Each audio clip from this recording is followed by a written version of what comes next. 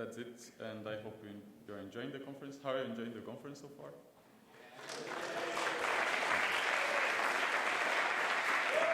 And now the keynote.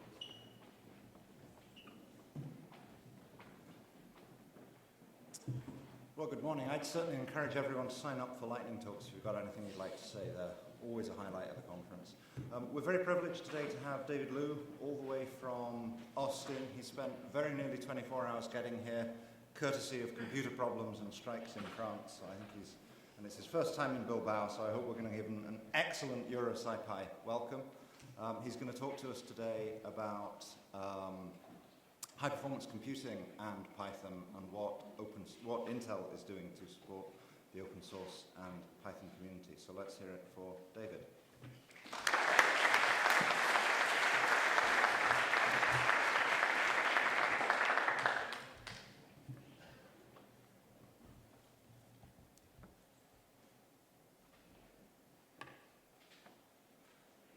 Wait for the computer to display here. All right, cool. Well, good morning, everybody. My name is David Liu, and I'm a Python software consultant engineer at Intel. And today I'd like to tell you a little bit about Intel's work in the HPC and Python space and what they're doing specifically in the scientific computing community. So the first thing I'd like to do is actually give a round of thank yous. The first one to the Python community. I've been very fortunate to actually be working in this space and having a job in this space. And that's mostly to the fact that the Python ecosystem and the users and developers in this space have created something that is so ubiquitous that it allows for jobs like this to exist. And as a user of Python, I'm very happy to be in this space.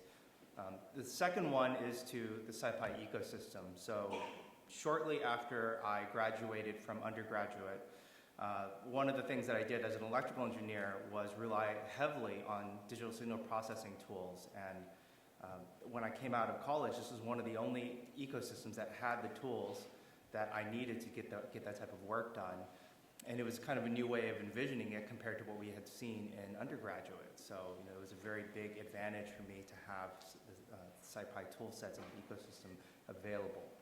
When I subsequently went back to graduate school for software engineering, I used the Syfy ecosystem yet again to do machine learning work, do data science work.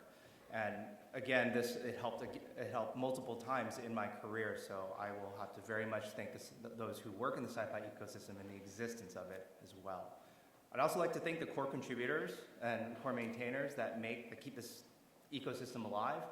They keep the lights on for a lot of the things that we depend on every day for our work. And so a big thank you goes out to the core maintainers and contributors, especially those who are sitting in the audience. I'd also like to thank my mentors in this space.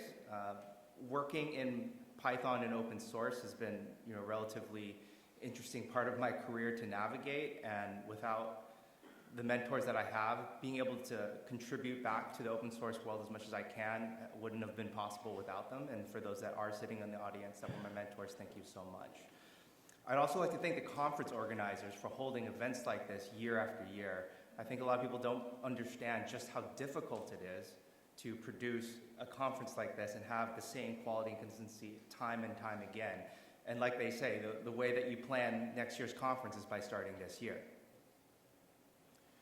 So when I was asked to present on HPC and the work that Intel is doing in this space, I kind of wanted to take a bit of a different look at it. And there's an idea that just about every type of presentation that industry does is heavily based on just technical and marketing spiel. And I really wanted to see, well, what really was driving HPC and the open source space and the work that Intel is doing. And so that's why I want to start with a slightly different direction for this talk. And the direction that I want to take it is, I want to focus on two specific words here, and that's culture change. And you may ask, well, what does this have to really do with the HPC work, right, that Intel does? What does this have to do with the space itself or with open source?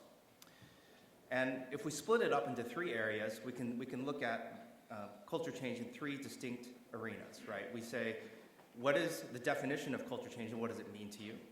What does it mean in the context of open source? And how does it affect the HPC space? And so if we break these three down, we can try to analyze the three variants of why culture change is important in all three of these areas. So let's break down the first one, actually, and let's start by looking at the definition of culture change. And for a lot of people, it can mean an action. Does it mean a work ethic? A willingness to adapt? Is it a concept, kind of a generic concept, or an idea? And that's kind of the part that I want to start out with, is we look at the concept of culture change from the stance of its definition first. So now taking this to its next step, we can see what the connotations in industry are about culture change, right? How many people have heard any of these terms? It's something unachievable, it needs to come from the top down, or it's a wasted effort. Can I get a show of hands that who have heard this in industry, academics, science world, right? So we hear this a lot. And I'm sure we've seen a bunch of TED Talks on the subject. We've seen a lot of books that try to talk about this type of work. So I want to break down how we can look at it a little bit differently. So in the context of like industry and other arenas, what if we change our stance to embrace open source? What if we change our way to interact with the community? And how can we simultaneously do these two things while still providing value, right? And for many companies, that third point is probably the most difficult, because they can do the first two, but the third one is quite difficult. They see the problem of providing value. They see, how am I still able to, keep the lights on while still providing providing value while doing the other two. And that's kind of the thing that I want to pose from this idea of culture change.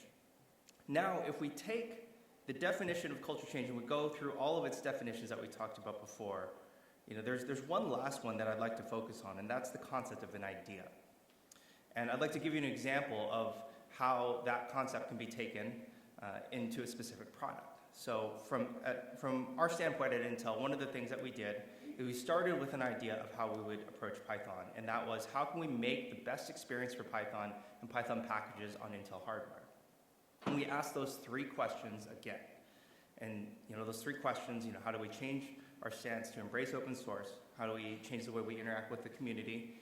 And how can we simultaneously do these two things while still providing value?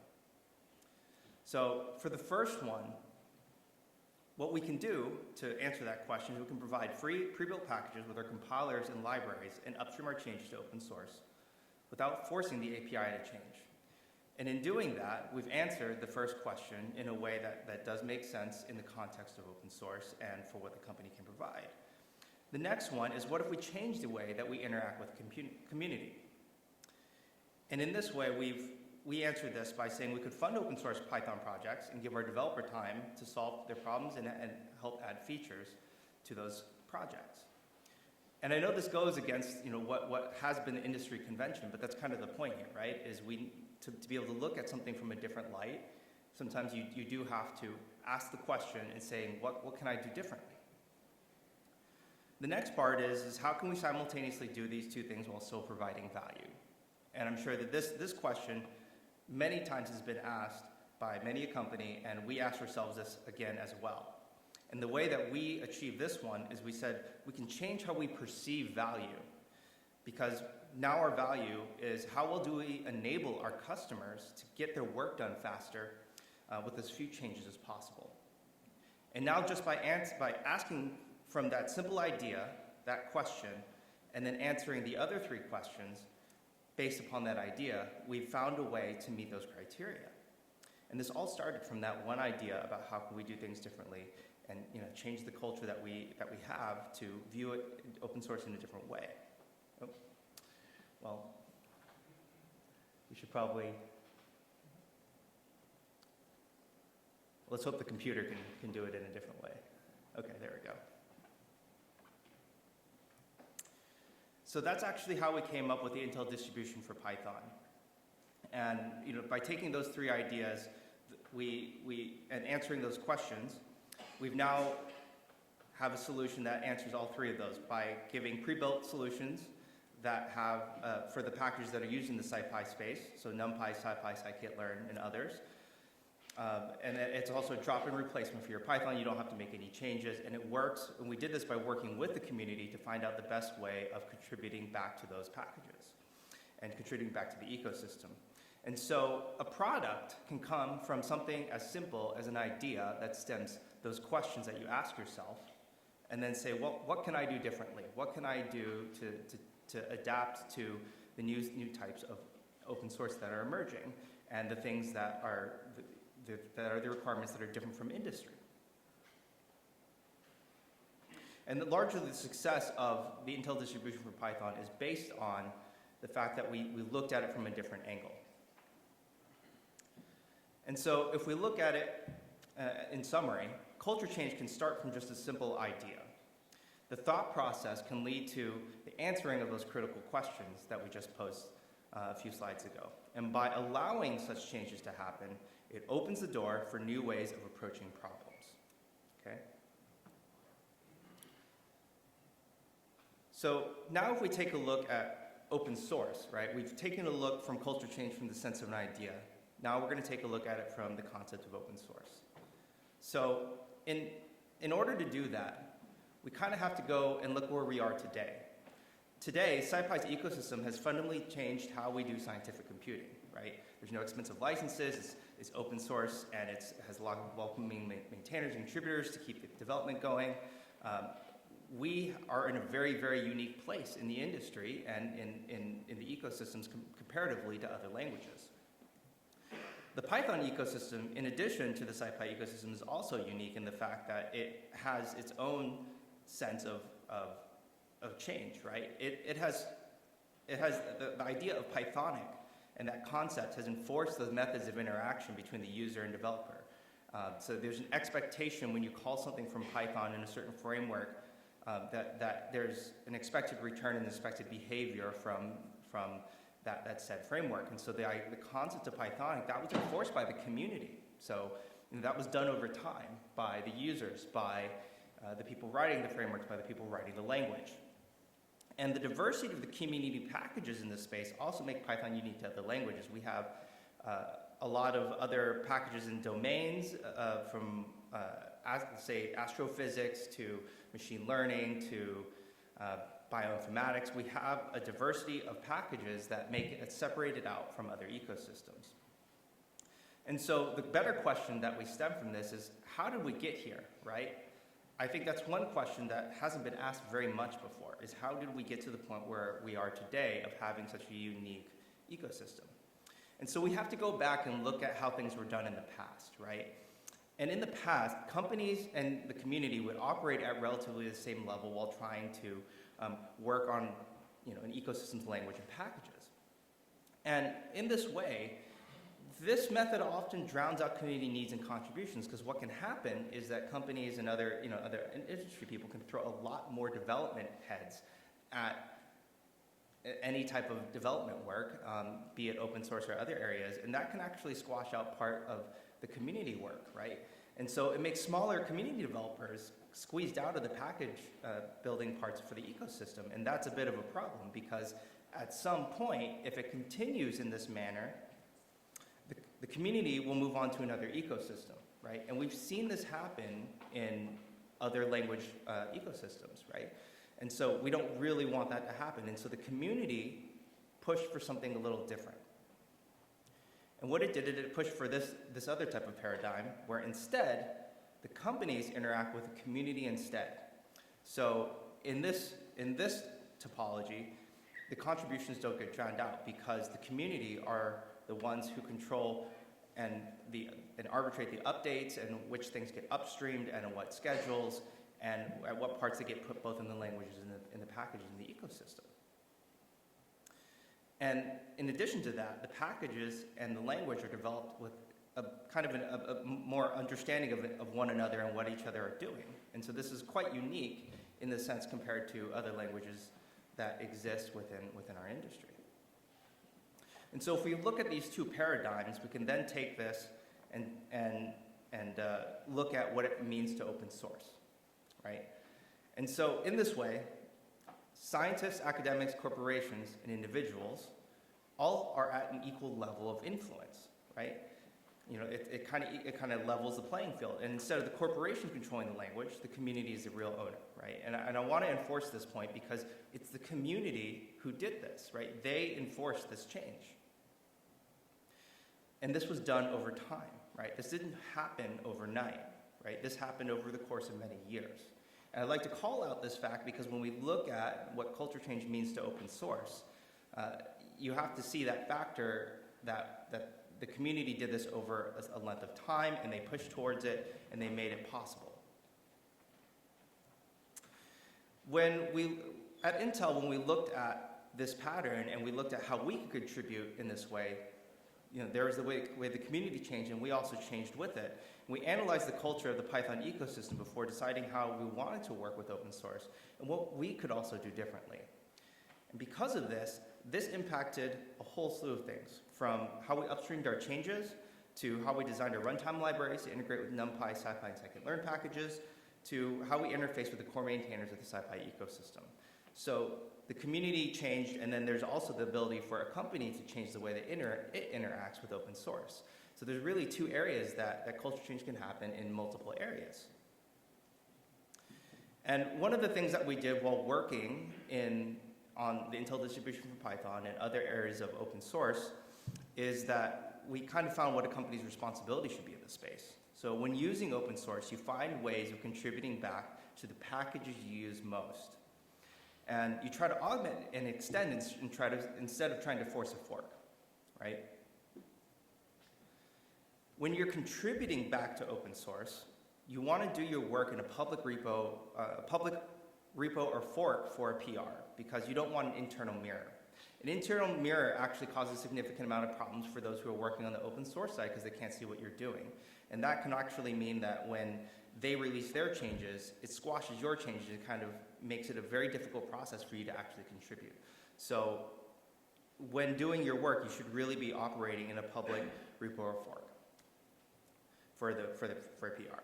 Now, when you work with core maintainers, you also have to figure out what's the best. You work with them to also arrange your upstream changes and extensions.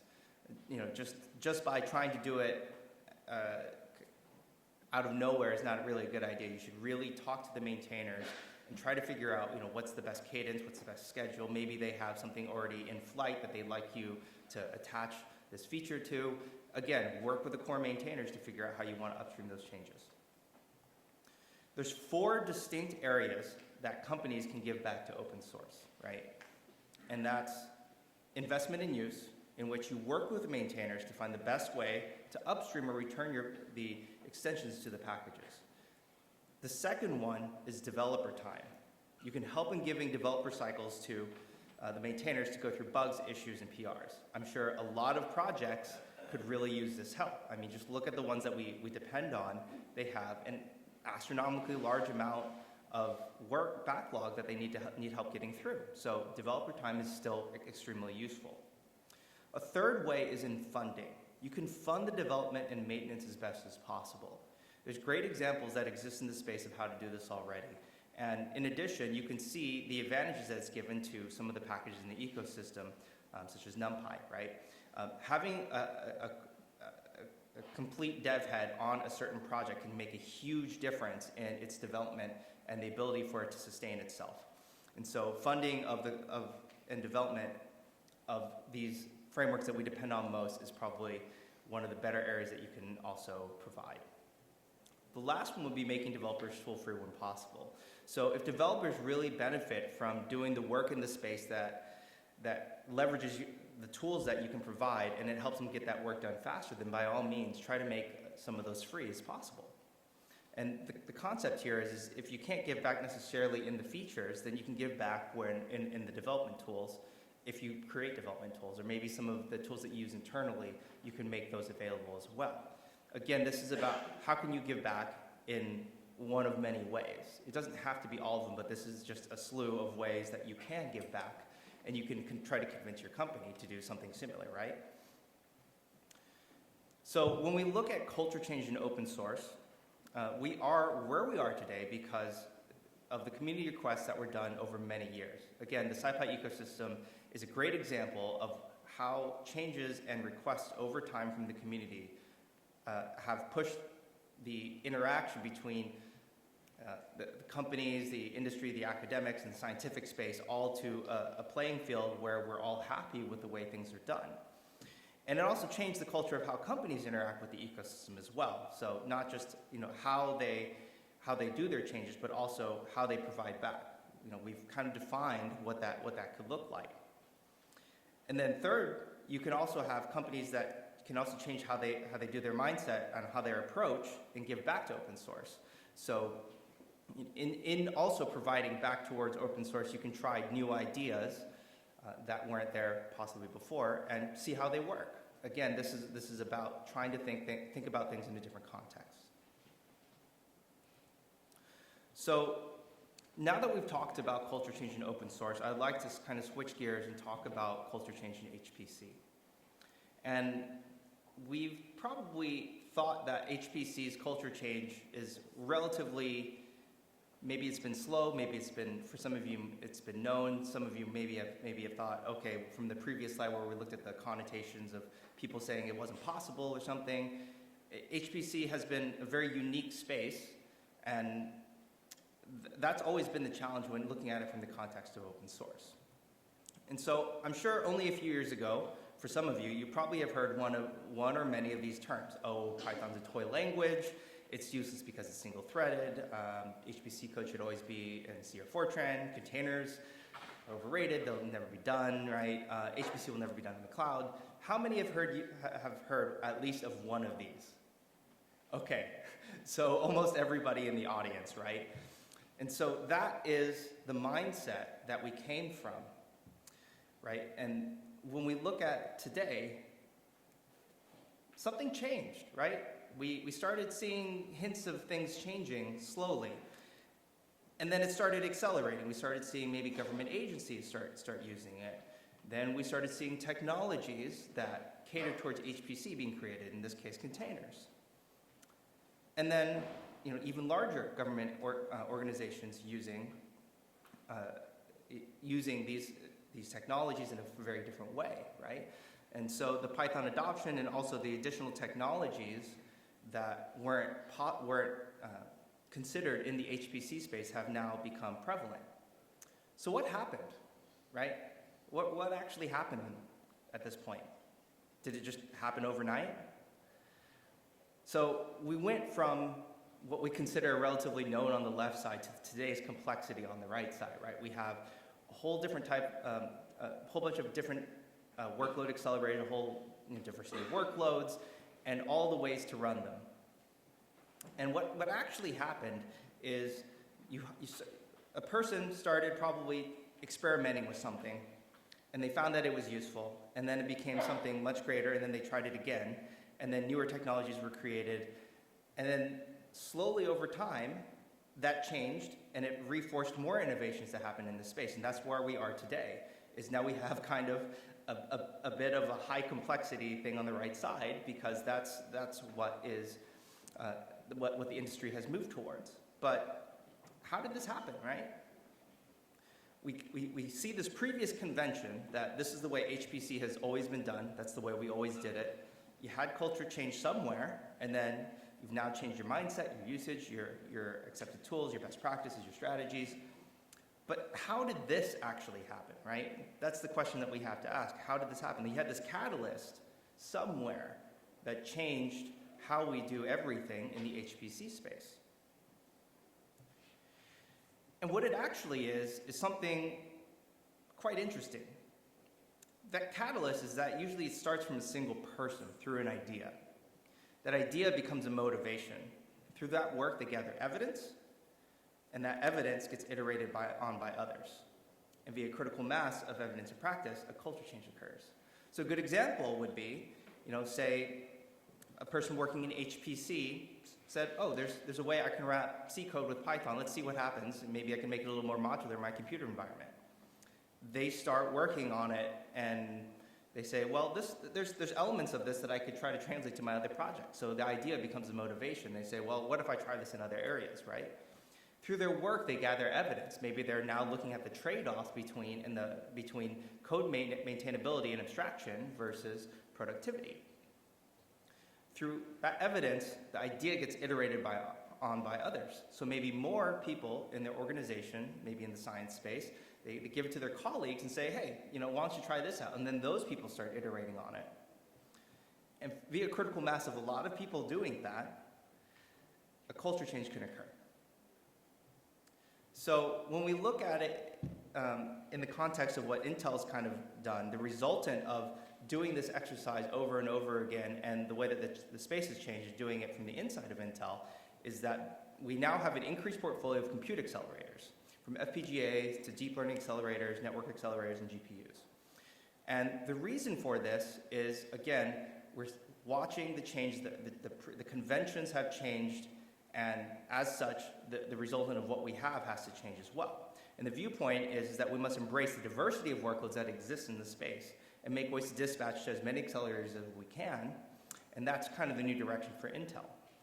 But I want to call this out right here because this didn't happen overnight, right? Us getting that entire portfolio, this was done over time. We were watching what things is HPC doing.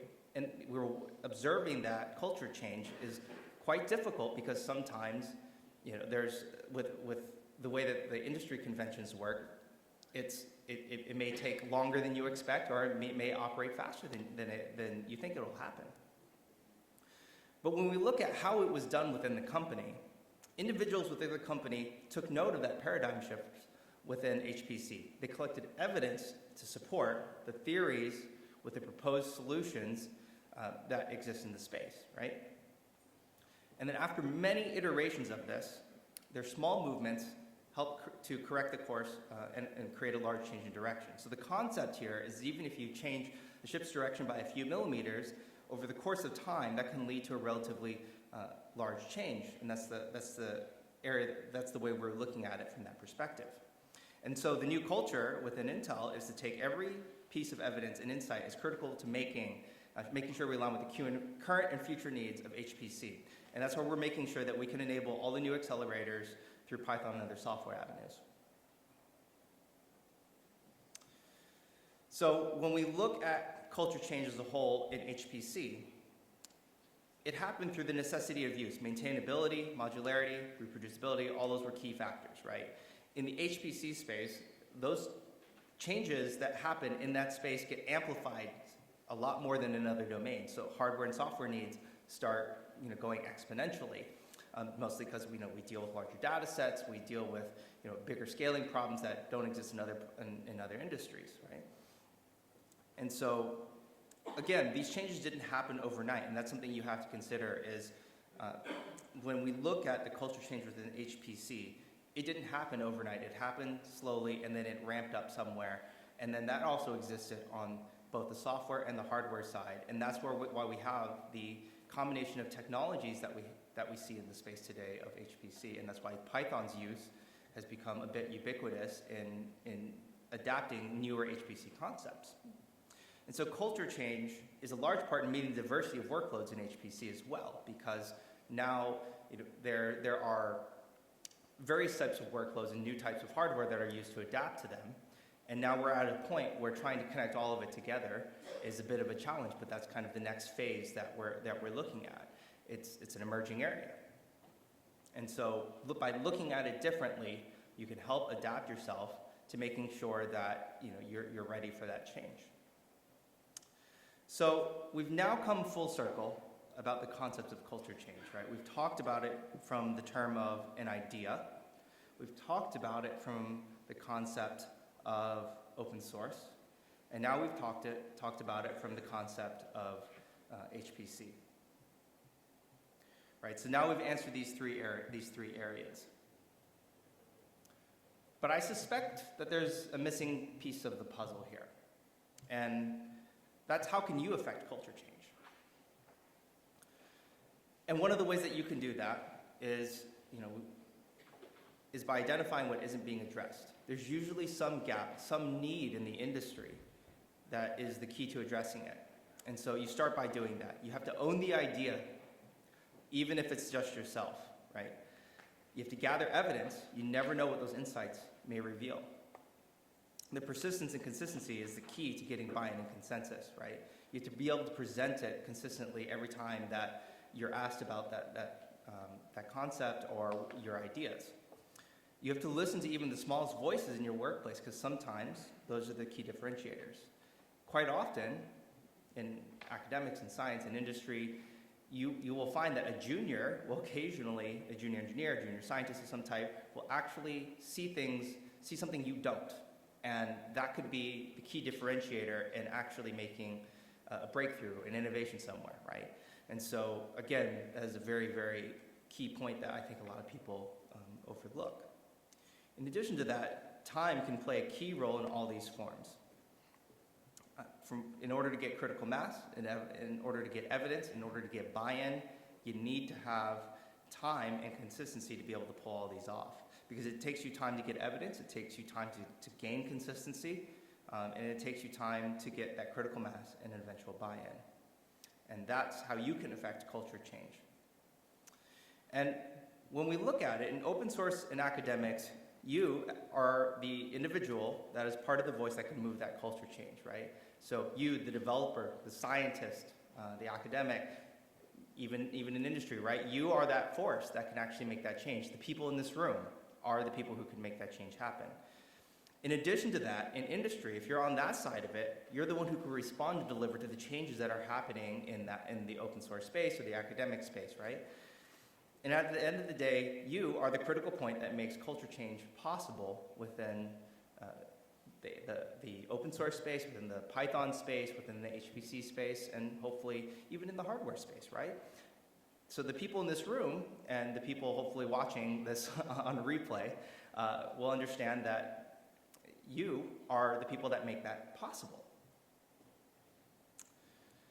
So I'd like to leave you with a bit of a quote from the co-founder of Intel. And it's to, don't be encumbered by history and just go out and do something wonderful. And hopefully, that gives you an understanding of how you can affect culture change in all of those areas. All right, thank you.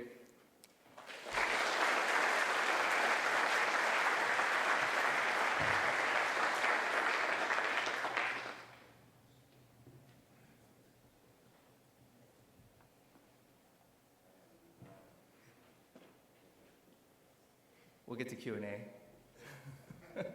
Well, it depends on your. Yes.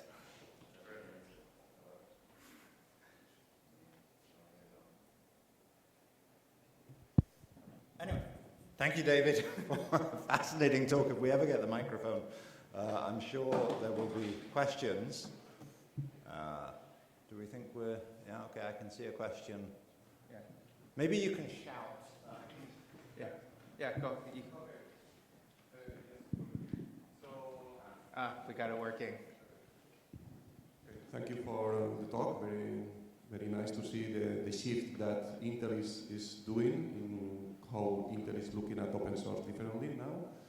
As an open source developer, I am interested in knowing if Intel has plans to provide tools, very useful tools like Parallel Studio, freely available for open source developers. What do you think? Well, again, the concept is we've been evaluating what our current lineup is, and we're trying to see what we can make available. And so that's kind of an ongoing process. And I can't really speak about anything on that topic right now, but hopefully we'll be able to say something soon. Hi. Yeah, thanks for the talk, and also thanks for being here after the journey you had. I had questions around one of the slides when you talk about providing open source in terms of providing free build packages. And I can see that Intel is doing a lot of effort towards embracing open source and letting it develop. But normally providing pre-built packages is not really, is overstretching, let's say, the definition of open source. Do you want to expand a little bit in terms of what was the decision to provide pre-built packages rather than provide open source? That's a great question, yeah. So the thing that we ran into is a lot of the work that was going on in the academic space, they were having trouble building the packages because it's not always trivial to build, say, something like NumPy on Windows. And so by making sure that we could provide those the pre-built packages and solve a lot of that complexity for them, because really all they want to do is get their work done faster, we were trying to address the needs of open source in that manner by saying this is the problem that they have. They have problems in building these packages with the compiler, with the math kernel library, with the data analytics acceleration library, right?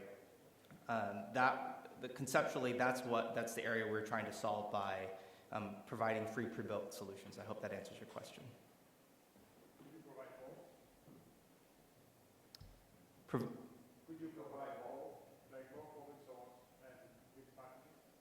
Yeah, well, I mean, we actually released the changes that we do to NumPy, Syfy, and the rest of the ecosystem, and those changes are available. They're actually located inside the packages that you download in the source. So the entire patch list and all the changes are available and open to view. So you can actually build them yourself. But they're kind of hard, as I found out too. Any other questions?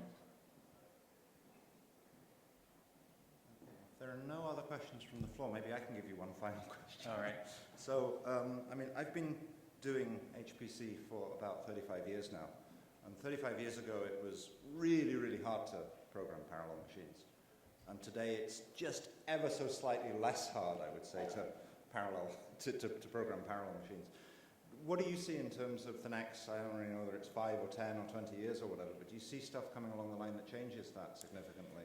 Yeah, so one of the things that we're really exploring right now, and I kind of hinted at from the HPC standpoint, is proper abstractions for the way that we approach parallelism, and then also just heterogeneous compute, right? So that concept of how do you take advantage of all of these types of accelerators for different types of workloads, that part hasn't been really explored yet, and that's an area that we are working very hard on right now to find the best ways to expose those to the users who need to access the type of parallelism. And it's an area that we've very much been trying to push towards in our work and also in our hardware as well. I'm obviously getting rid of Moore's law. Okay, well, if there are no more questions, let's thank David again for a fascinating talk.